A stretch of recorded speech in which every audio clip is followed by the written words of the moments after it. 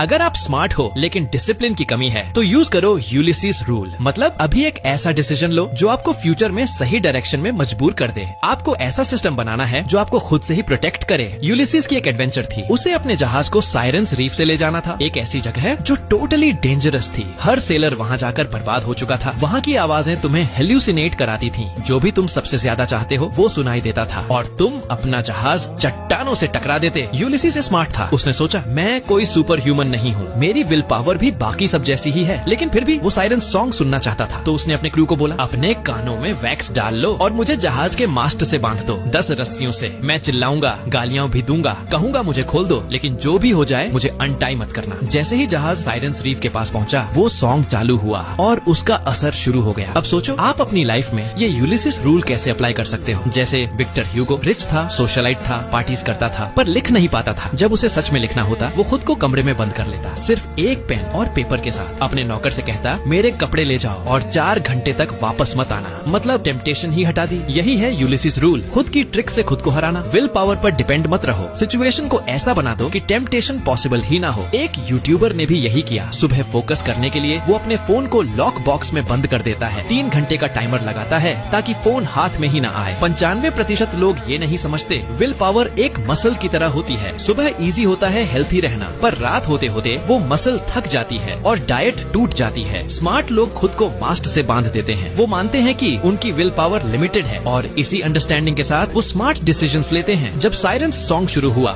Ulysses को वही सुनाई दिया जिसका उसे सालों से इंतजार था। उसकी वाइफ पेनेलोपी और उसका बेटा टेलेमेचस चट्टानों से उसे पुकारते हुए, यूलिसीज हम तुमसे प्यार करते हैं, वापस आ जाओ। इतने सालों की लड़ाई, दूरियां सब एक पल में टूट गयी। वो पागलों की तरह मास्ट से छूटने की कोशिश करने लगा, चिल्लाया, लड़खड़ाया, लेकिन वो बंधा रहा क्योंकि पहले ही मान लिया था कि विल पावर अकेली काफी नहीं है और उस सोच की वजह से वो बच गया। वो लौट पाया अपने बेटे और रानी के पास।